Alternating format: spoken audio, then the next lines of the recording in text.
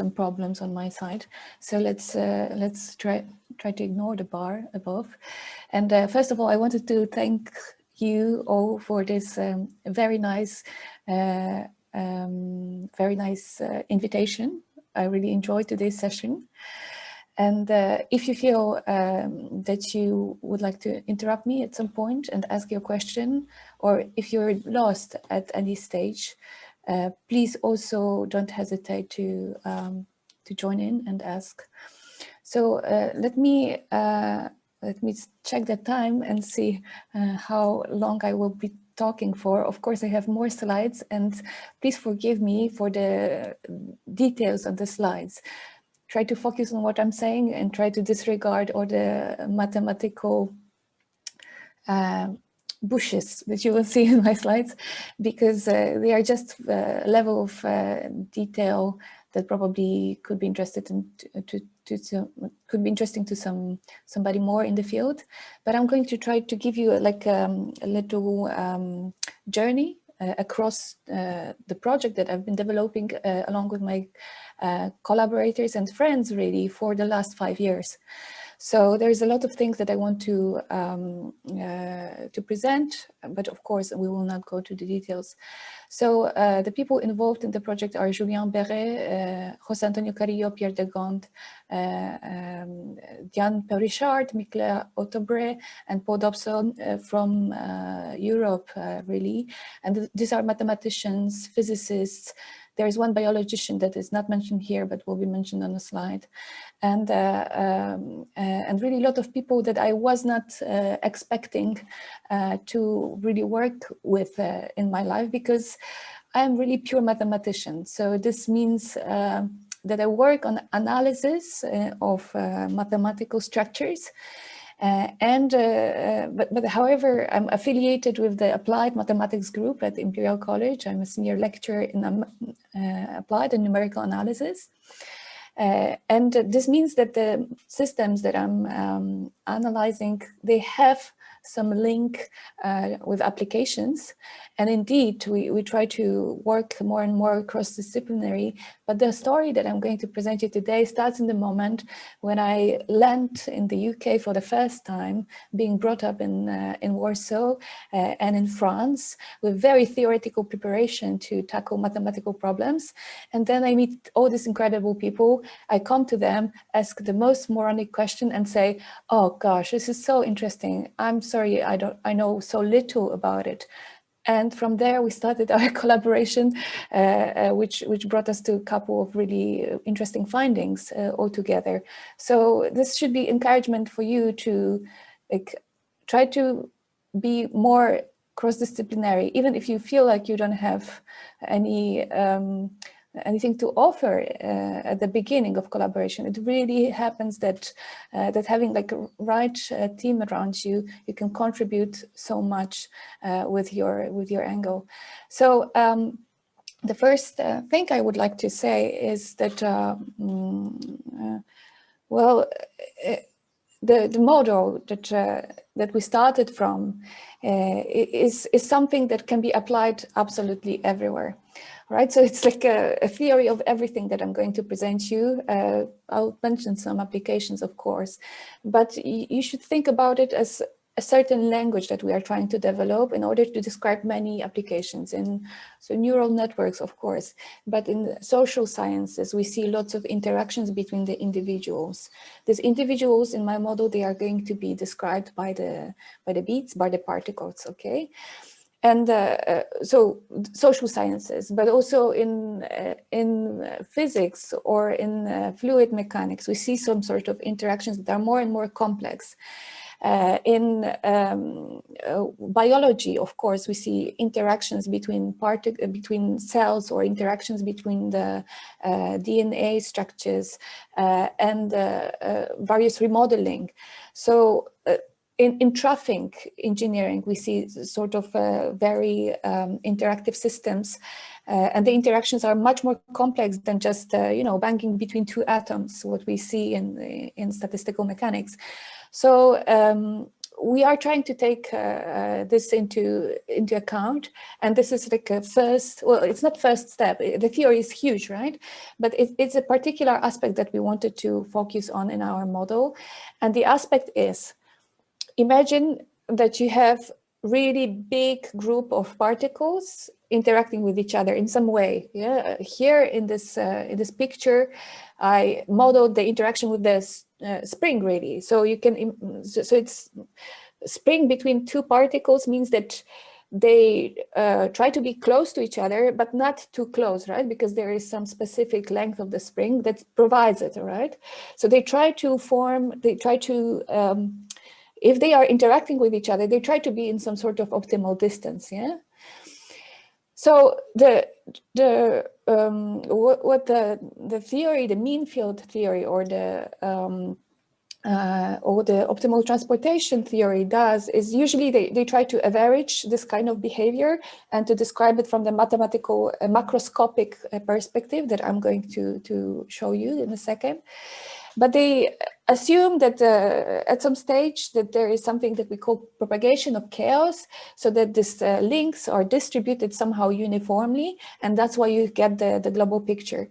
Here we wanted to focus on the particular situation when there is, even in the macroscopic picture, if the number of particles and interactions goes to infinity, there's exactly one, or of order one, interaction between particle and its neighbor, a neighbor. Okay, so it's a different perspective than those used in the models of statistical mechanics. So we don't see all particles interacting with all other particles. We just focus on the interaction which is really favoring one of particles in the neighborhood. So again, the simplest way to model such situation of particles interacting with each other would be to write an equation, and this is just Newton equation, although it looks horrible, I know, that says, okay, my particle will, if it has a link with some other particle, will move, so this is a position of the particle, will move into the direction determined by the gradient of the potential. So potential tells us basically what type of interactions I apply. Here it would be a spring potential. And also we add to this description some noise, some positional noise. So we assume that we are not able to certainly say what is the position of each individuals at a given time, right? So imagine now that we have very many particles like that. So the index I runs from 1 to something that is really large. This description gives you very accurate position of each of your particle, but at the same time, if you are thinking about implementing system like that, it forces you to solve a very large number of ordinary differential equations, or stochastic differential equations in this case, simultaneously, right? Because this potential tells you what is the linking between a particle and all its neighbors, where K is really the number, the index that runs over all links. So if we have a lot of particles, we also have a lot of links, right? And we have to take them all into account in our potential. We sum it up. So this very large system of all SDEs, stochastic differential equations, becomes long and very coupled. So all these equations are coupled. And therefore, of course, well, that's one reason. So computationally, it's very expensive to simulate something like that. But also, it's very difficult to predict behavior of a system like that if you just work with the system of equations. And therefore, we want to derive something, some object, mathematical object, that would give us the possibility to analyze and in particular predict behavior of the big system, yeah? And prediction is important, for example, to avoid creation of concentrations, of traffic jams, or of some accidents, yeah, between pedestrians, for example, or creation of some tumorous structures in biology. So that's something that we want to be able to model, predict, and eliminate. All right, so how to do it from the mathematical perspective?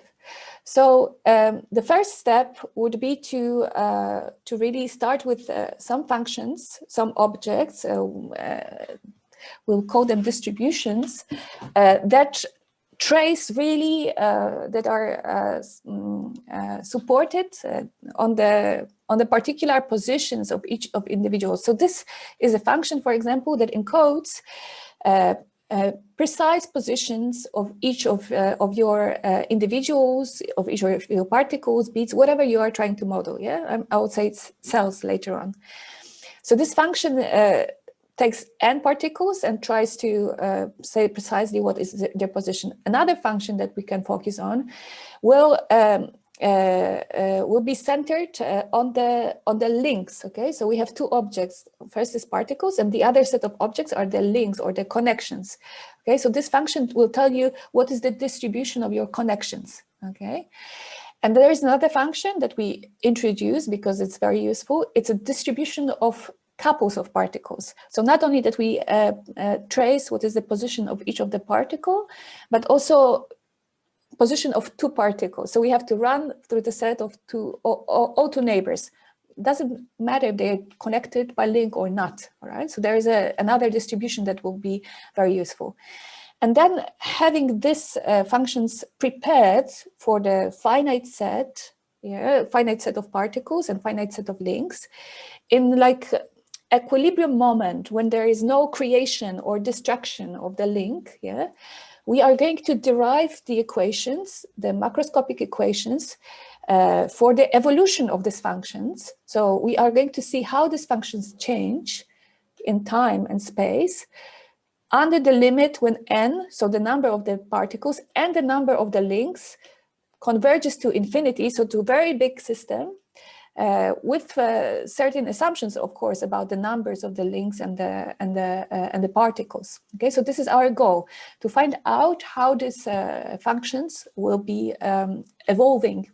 Okay, so again, for the moment, we are talking about the situation when there is no linking and unlinking in our network. So there is no dynamics in the sense that we don't see the change of the structure. But if you, what you can do, and I call it a formal result, because the first part was really formal, so there was no mathematical rigor, it's some sort of conditional result, is to prove that when n and k goes to infinity with some rate xi, the system, the evolution of the distribution of the particles and the links can be described by some partial differential equations. I know they look awful, but they have very nice structure. And probably for those of you working a little bit in physics and biology, if I say heat equation or aggregation equation, this will ring some bell. So we have equations of this type that are still coupled. So there is F enters equation for G, distribution of the links, and G enters equation for F. But there's also this function H here. So this says about distribution of the couples that tells us how, and we use this function H here to determine how the network will rearrange itself. So this function H is added at this macroscopic level. So as I said, it's a formal result. And it is multiplied by two factors, nu f and nu d. And these factors, they say what is the frequency of the Poisson clock in your system. So you have two Poisson clocks. When one of them ticks, then randomly with some probability, you form a link between two particles that are sufficiently close to each other. Yeah. So this is the linking mechanism. And then there is another Poisson clock, and it ticks with some frequency, maybe some different frequency. And whenever it ticks, then you, from the existing links between the particles, you remove certain amount of links, randomly again. So these are both random processes added to this macroscopic system. And of course, they involve the distribution of each of the neighbors, the distribution of two particles.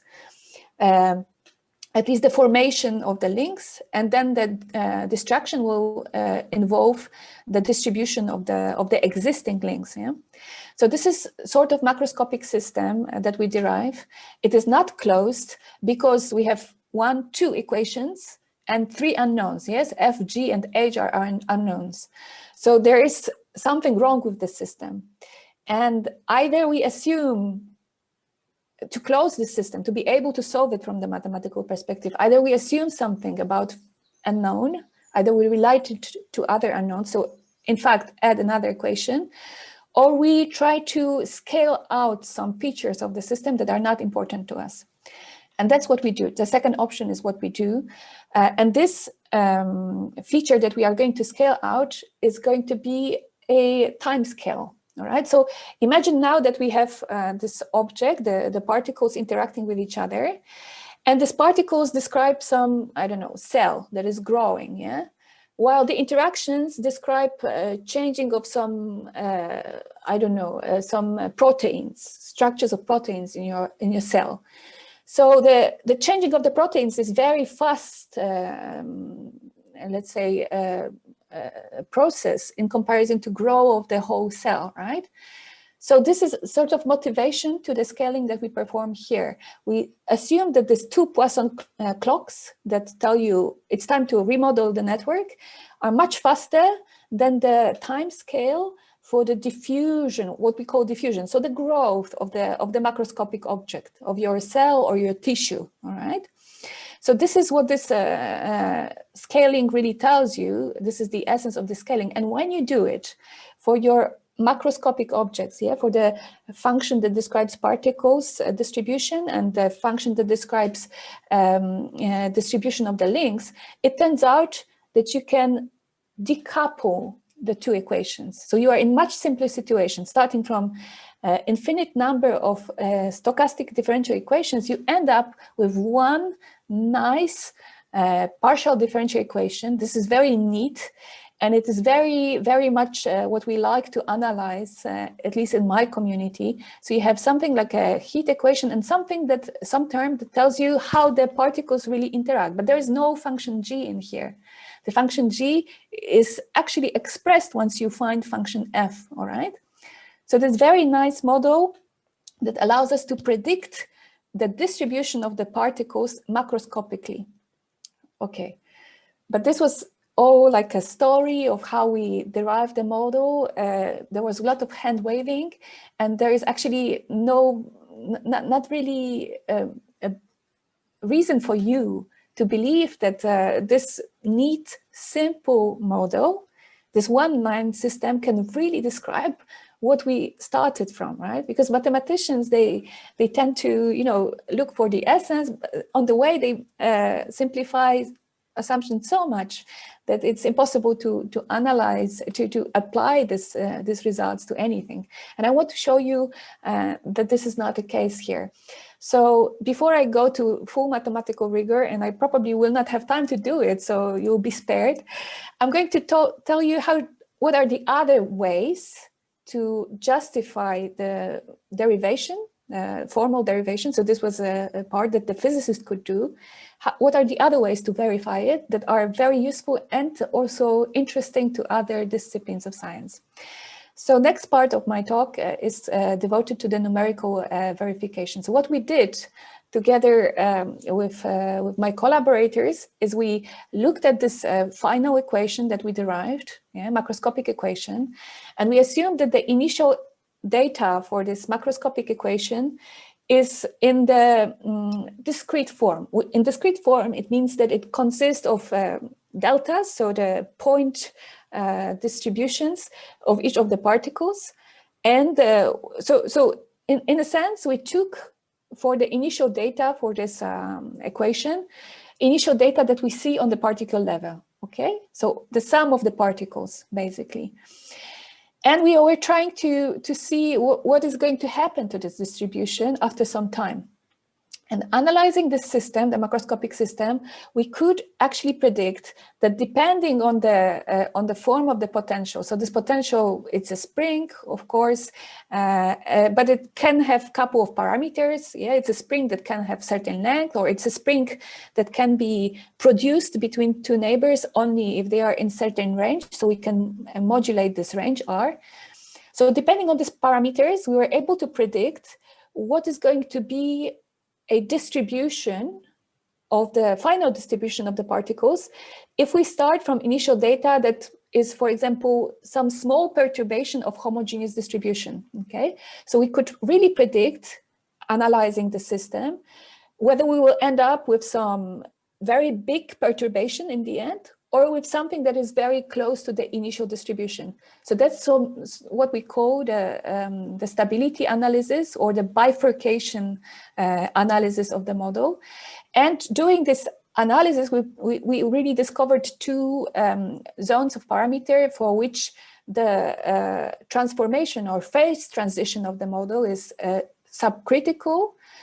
So it means discontinuous. We see like big jump immediately after letting the system to evolve, or subcritical. So the perturbation will like continuously change shape, but it will not be very, very far away from the initial system in the end. So this is something that we verified numerically. So what you see here, the continuous line is results that we obtained for the final system, the continuous system, the macroscopic system, and the stars or the crosses are the data points that we obtained for the microscopic system, all right? So we implemented the microscopic simulations for some large number of individuals, all right? And the larger the number of individuals got, the more accurate the description was. So it was amazing for us to see how accurate this macroscopic model is. And the other amazing thing was that we were able to predict behavior. Yeah, so there's two types of phase transitions, and it would be impossible to do it having just microscopic system. All right. So this is another nice picture that tells you, that shows you how well the macroscopic system, so the continuous curve, match the microscopic descriptions. So the points on the graphs here. When it comes to the profiles of the densities of the distributions that we see for certain times, of course. Okay, so and the profiles here that we were looking for are really simple, so some simple bumps, but we also could use it, these predictions, in a little bit more complex setting, and this is going to be described in the next session, which says something more about applications of what we did. So now you think of this part of the work as follows. We have some tool that allows us to link the microscopic description of interacting particles to some macroscopic model understood only for mathematicians. But these mathematicians, they can somehow look at this macroscopic model and predict the behavior of the microscopic system. Yeah, so it's some black box, probably, that can be used in certain way to tell you the future. And really, this is what attracted the attention of our collaborators from the Crick Institute, who model the evolution of the cancer tissues. And they saw some of the simulations, and they were wondering whether we could use this model to explain them what they see in their experiments. So this is EPH receptor and ephedrine mediated repulsion between two types of cells. So there are red and green cells, and what they were interested in is whether this macroscopic model can explain them.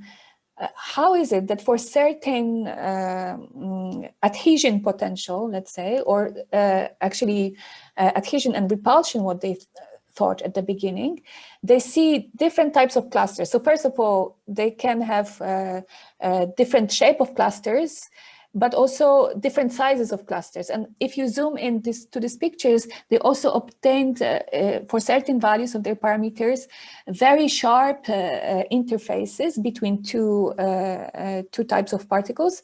While on the other hand, in some cases, the intershape would be very, very fuzzy. So they wanted to understand whether we can propose a mathematical model that will tell them what they have to change in their experiment in order to see, to observe this continuous change of the type of clusters that they observe on their plates.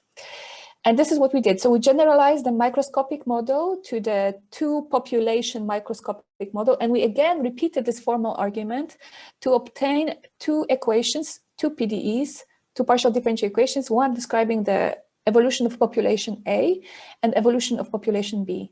And we discovered that using only potentials that describe repulsion between particles, but two different types of repulsions, one repulsion between the particles that are alike, and the other type of repulsion between the particles from two different species. So that using only this mechanism, so only the repulsion, not adhesion, we are able to explain with a good, at least qualitative comparison, what they see in the laboratory. So different shapes of the clusters, different sizes of the clusters, and different borders between the two clusters. The fuzziness and the sharpness of the border can be really well explained with just the strength of the interactions that we have in our model. So they were very happy with that. I'm not going to go very much into the details of their experiment because it was just a motivation for us. So we didn't contribute really to any biological paper. We just gave explanation to, or gave them hypotheses on what is maybe important to work on in the future. What type of behaviors are important to be included.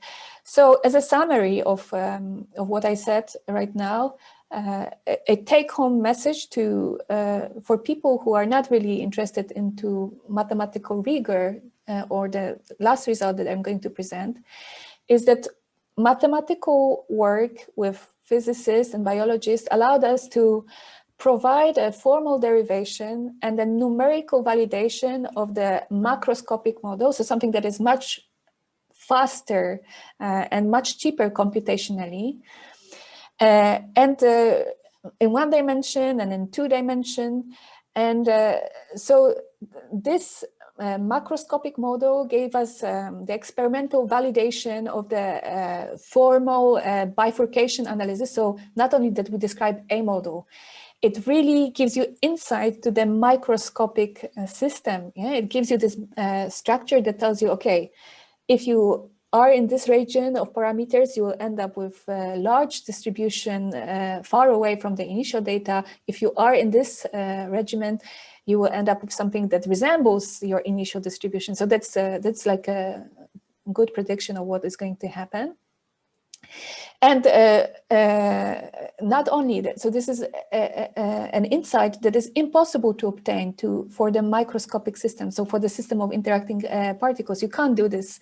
At least we don't know so far. Yeah, maybe somebody can, but I can't do this analysis for the microscopic system.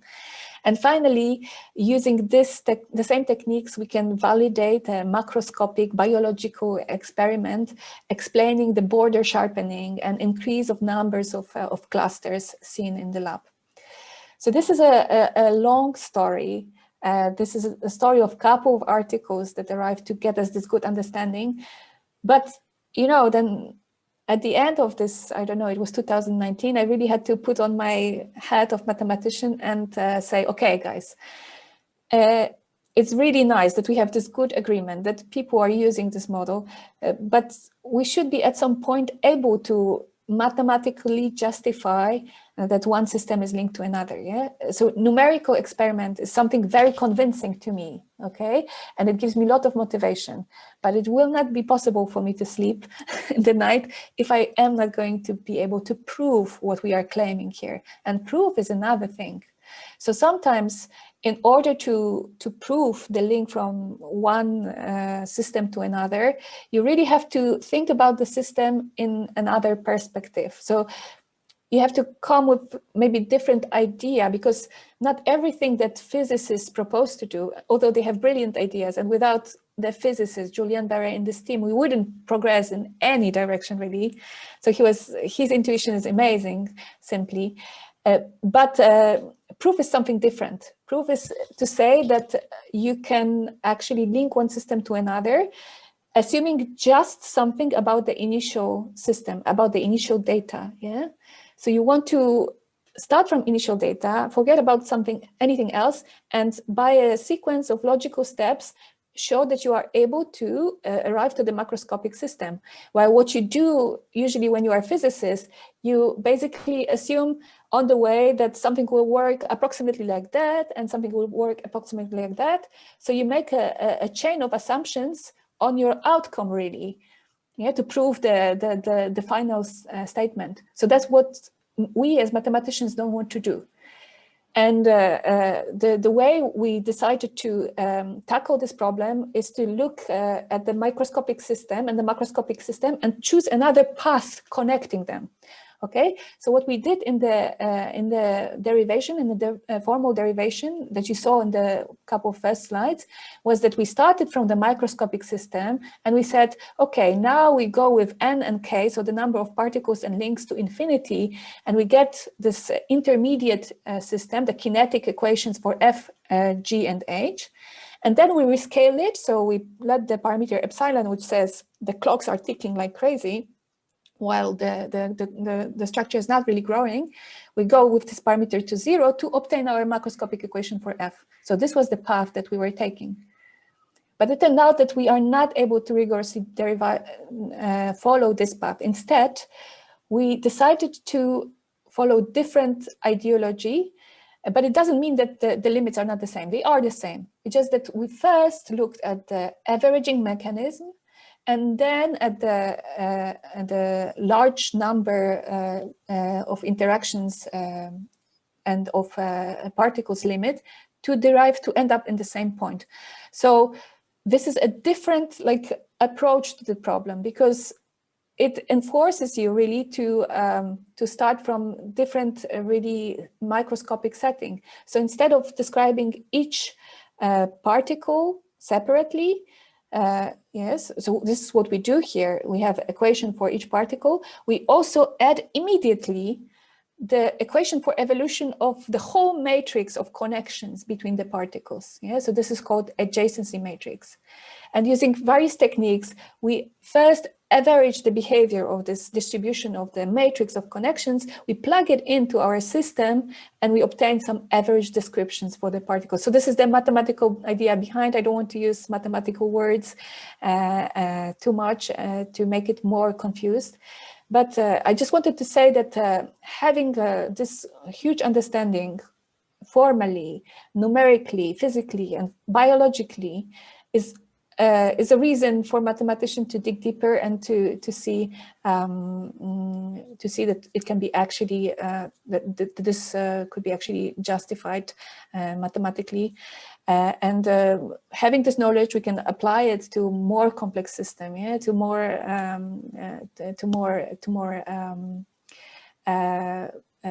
to different types of interactions, really. And that's the real value of the last result. So with that, I wanted to conclude, and thank you for your attention. Thank you so much, Ewelina, for your super interesting talk. Since we're on a quite tight schedule, we have time for one quick question. And the question is as follows. Very interesting talk, Ewelina. It's from Jonar Słomka. Can you recover through your analysis some known classical results, for example, equations of state of an ideal gas or van der Waals gas? This would be so the short answer is no, and I'll try to give longer answer now. So what we work with are interactions where in the limit, yeah, you saw that in the limit, the number of particles and number of interactions was of the same order. So it means that for macroscopic system, although we don't distinguish particles anymore, we know that the particle on average will interact only with one particle, okay, one neighbor, or this is the order of interaction. And for gases, yeah, so what the question was about, in the limit, what you see is that every particle interacts with continuum of particles around it, okay?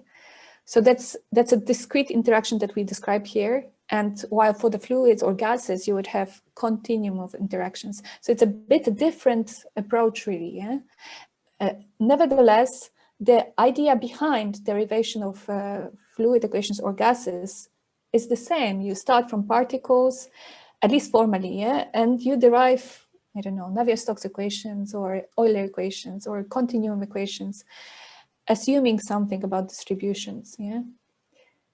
Rigorous proof of this argument is a very difficult problem. It's one of the what we call millennium problems. Yeah, but the idea is the same, coming from micro to macroscopic setting. It's just the interactions that they impose would be different for gases than in this case.